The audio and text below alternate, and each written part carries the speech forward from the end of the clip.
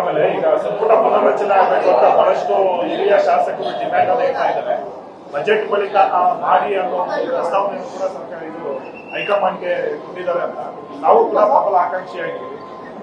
ನಾನು ಪ್ರಬಲ ಆಕಾಂಕ್ಷಿ ಮನುಷ್ಯ ರಾಜಕೀಯ ಜೀವನಕ್ಕೆ ಬಂದ ಮೇಲೆ ನಾನು 4 ಸಾರಿ ಶಾಸಕನಾಗಿದ್ದೇನೆ. ಮಂತ್ರಿ ಆಗಬೇಕು ಅಂತಕ್ಕಂಥ ಅಭಿಲಾಷೆ ಇದೆ, ಇಲ್ಲ ಅಂತ ಹೇಳಿ ನಾನು ಹೇಳೋದಿಲ್ಲ. ಆದರೆ ಅದಕ್ಕೆ ಸಮಯ ಸಂದರ್ಭ ಕಾಲ ಕೂಡಿ ಬರಬೇಕು. ವರಿಷ್ಠರು ಮತ್ತೆ ಈ ರಾಜ್ಯದ ನಾಯಕರು ನನಗೇನು ವಾಗ್ದಾನ ಕೊಟ್ಟಿದ್ದಾರೆ, 2ನೇ ಅವಧಿಗೆ ನಿನ್ನನ್ನು ಮಂತ್ರಿ ಮಾಡ್ತೀವಿ ಅಂತಕ್ಕಂಥ ಭಾವನೆ ನನಗೇನು ಒಂದು ಮಾತನ್ನು ಕೊಟ್ಟಿದ್ದಾರೆ, ಅದು ಸುಸಲಿತವಾಗಿ ಬಂದು ಒದಗೋವರೆಗೂ ಆಗೋವರೆಗೂ ನಾನು ಯಾವುದೇ ರಿಯಾಕ್ಷನ್ ಮಾಡೋದಿಲ್ಲ. ನಾನು ಪಕ್ಷ ಮತ್ತು ನಮ್ಮ ನಾಯಕರು ಹೇಳ್ದಂಗೆ ಕೇಳ್ಕೊಂಡು ಹೋಗ್ತೇನೆ. ಅದರಲ್ಲಿ ಯಾವುದೇ ರೀತಿಯಾಗಿರ್ತಕ್ಕಂಥ ಘರ್ಷಣೆಗೆ ಮತ್ತೊಂದಕ್ಕೆ ನಾನು ಅವಕಾಶ ಮಾಡೋದಿಲ್ಲ. ನನಗೆ ಭರವಸೆ ಕೊಟ್ಟಿದ್ದಾರೆ, ಆ ಭರವಸೆಯಿಂದ ನಾನು ಇದ್ದೀನಿ.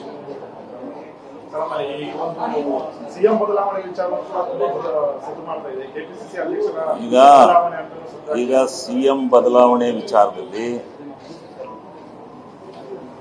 ನಮ್ಮ ಪಕ್ಷದ ರಾಷ್ಟ್ರೀಯ ಅಧ್ಯಕ್ಷರು ಯಾರು ಮಾತನಾಡಬೇಡಿ, ಬಾಯಿ ಮುಚ್ಚಬೇಡಿ ಅಂತ ಹೇಳಿದ್ದಾರೆ. ನಮಗೆ ನಾವೇ ಬುದ್ಧಿ ಹೇಳಿಕೆಬೇಕು, ಇದನ್ನು ನಿಲ್ಲಿಸಬೇಕು. ಪಕ್ಷದ ವರಿಷ್ಠರು ಏನು ತೀರ್ಮಾನ ತಗೋತಾರೆ ಆ ಬದ್ಧತೆಗೆ ನಾವೆಲ್ಲ ನಡಿಬೇಕಾಗುತ್ತೆ. ಪಕ್ಷ ಇದ್ರೆ ನಾವೆಲ್ಲ ಮತ್ತು ಪಕ್ಷವನ್ನು ಉಳಿಸ್ತಕ್ಕಂಥ ಕೆಲಸವನ್ನ ನಾವೆಲ್ಲ ಮಾಡಿಕೊಂಡು ಹೋಗೋಣ. ಆ ಚರ್ಚೆ ಅಪ್ರಸ್ತುತ, ಅದು ಅವಶ್ಯಕತೆ ಇಲ್ಲ, ಅದನ್ನ ಮಾತನಾಡಬಾರ್ದು.